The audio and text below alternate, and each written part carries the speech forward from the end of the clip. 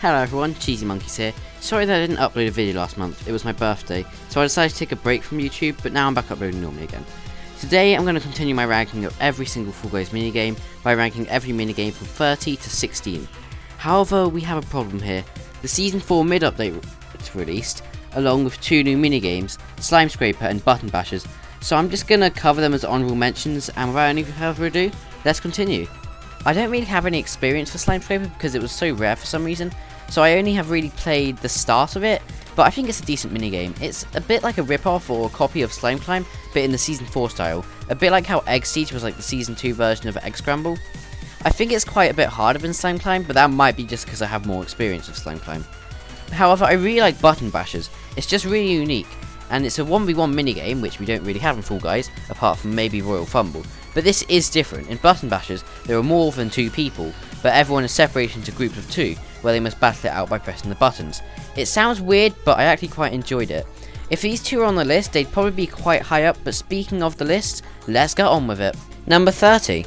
Team Tail Tag is a minigame that I see a lot of hate for. It's a team minigame, so that's probably why. Also because it's a tail tag minigame. When the game first released, there were serious latency issues that caused your tail to be grabbable from meters away. I don't really experience this anymore, but I don't know whether it's still a big problem or not, but I for one really enjoy the tail tag minigames, and I really like the map for Team Tail Tag. This is a really fun minigame for me, but I place it so low for one glaring reason: the scoring.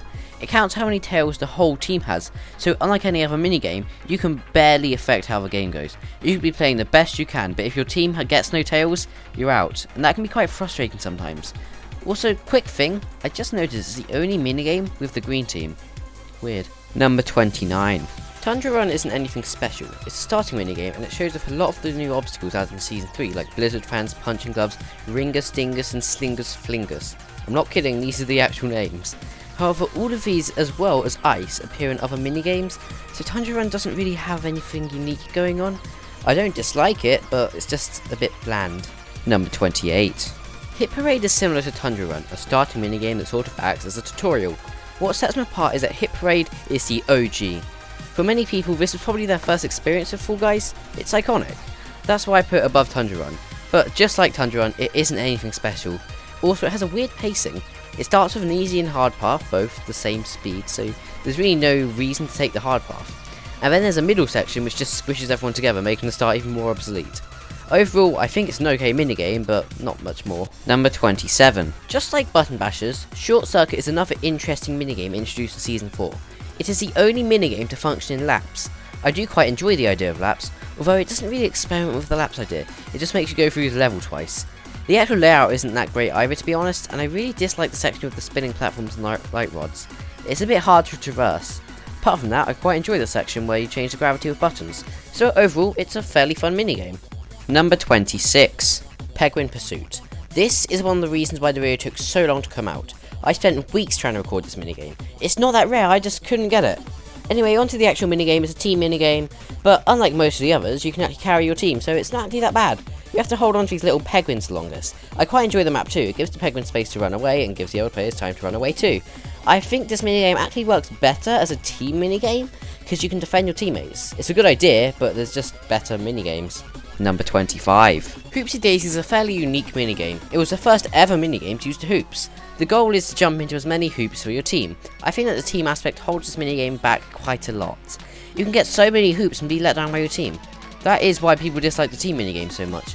But fundamentally, there's nothing to change. That's just how the teamwork works.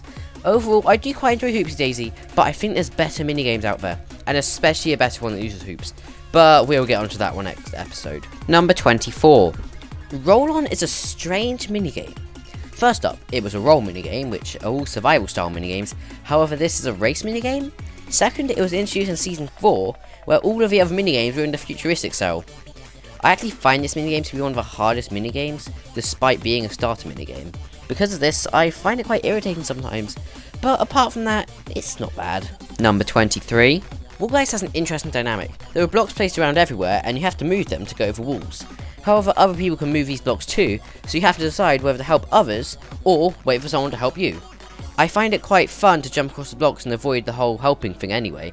I really enjoy this platforming in this minigame, but the block mechanic can be exploited and trolled, so it can end up feeling unfair, which holds it back. Number 22. Dizzy Heights is another fairly basic, alright minigame. Nothing special, but it's nothing really bad.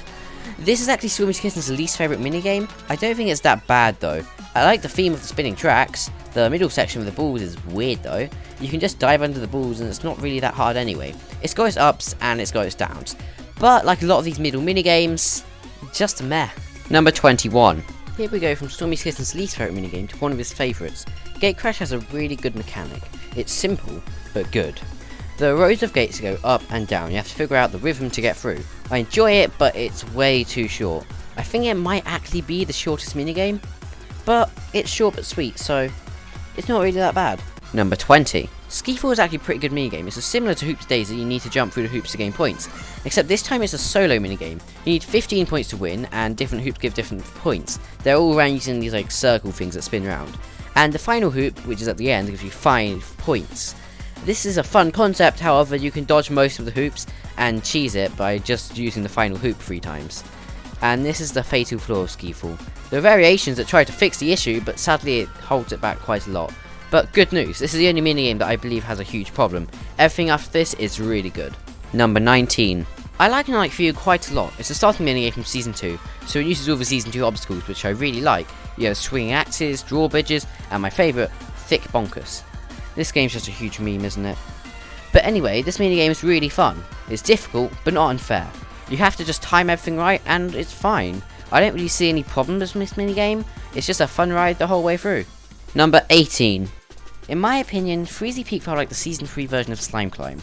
You start at the bottom and have to traverse a huge obstacle course leading up a mountain. I like how at the start there were several starting positions with different obstacles on them. Eventually you will meet up in the middle with some fans and snowballs. Then you walk up some stairs, or along the wall like I usually do. It's a secret shortcut. Then you go around a circle and dodge snowballs and boxing gloves. Eventually you get up to a huge fan at the end. It really does feel like you're climbing up a mountain. Number 17. Skyline Stumble is a starting minigame introduced in Season 4 to show off new obstacles, and it does it great. It's set high above a city and has all sorts of cool stuff like anti-gravity, a section where you shoot each other, a section with disappearing bridges, a changing maze, a hard but cool looking swinging obstacle, and of course a risky shortcut at the end. The shortcuts seem like a pinball machine that shoots you up if you can bounce on the paddles. I love this minigame mainly for this shortcut, but also because of the disappearing bridges. So cool. Number 16. If you watched the last episode, then you'd know there's a minigame that I think is basically just a better version of Big Shots. Well, here it is. You may be confused how Hoverboard Heroes is like Big Shots. In Hoverboard Heroes, you traverse a large lake of slime on a giant hoverboard with a bunch of people. There is a section where cannons shoot at you. It's just like Big Shots if you replace the seesaw with a hoverboard. Except this minigame has a huge gauntlet of laser rods, gravity zones and plenty more. And the whole time you have to stay with the hoverboard. It's really good. So that was all of the minigames for this video. I hope to make the next episode soon, and after it comes out, I will be back uploading to my usual Spore content. But if this video series gets enough likes, I will make another ranking video. I am very sorry for how long this video took to come out, and for not really making a video for a while, but everything should be back to usual soon. If you like this video, then consider liking, or even subscribing if you want. It's free, and it will help my channel to grow. But with that out of the way, bye!